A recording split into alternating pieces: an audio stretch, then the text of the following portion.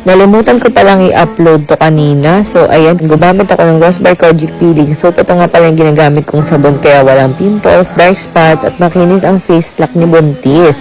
At hindi lang yan ha, for face and body nga pala to. Tapos, ayun, pinahiran ko lang ng cotton ng aking face para matuyo. And maglalagay na tayo ng Rosemary Cagayaco Premium Tinted Sunscreen. Pero, ayan, naglagay na pala ako ng Rosemary Mist para 48 hours daw, pawis and bad odor. Yung asawa ko, ganito yung gustong laging suotin ko. Ayaw niya ng mga fit para daw akong caterpillar. Ang gusto niya talaga yung mga ganito, yung para daw pang nanay. Sabi ko, ano ba yung daddy? Pang nanay naman. Sabi, nanay ka naman na talaga. Ng mga anak ka. Tapos, ayan, nagpabango lang ako and maglalagay na ako ng Rosemary Premium Tinted Sunscreen. Guys, mag-check out na kayo. Bilisan nyo.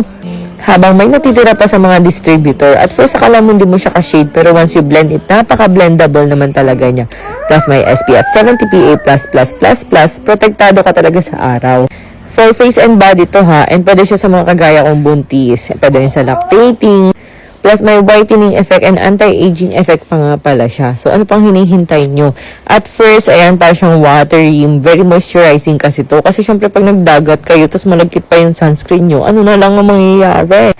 Tapos, ayan, nagsuklay lang ako ng hair. Napansin nyo ba guys, ang bilis sumaba ng hair ko, kaya napagkakamalan talaga na extension. So, ayan, naglagay lang ako ng highlighter. Tapos, sa may eyes. Ayan. Parang shining, shimmering, splendid tayo, diba? Yan. Medyo paganga pala yung aking right eye. Ano ba yan? Tapos, ayan. Natripan ko lang din maganyan. Kasi may ipopromote ako ngayon. Alam nyo ba, familiar ba kayo dun sa brand na yun? Yung Fit Gum.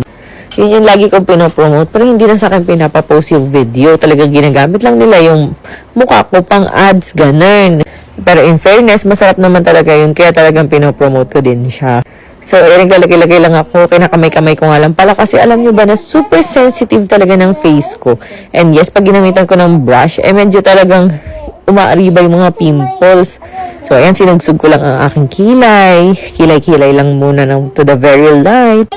Medyo faded na kasi siya. And saka ko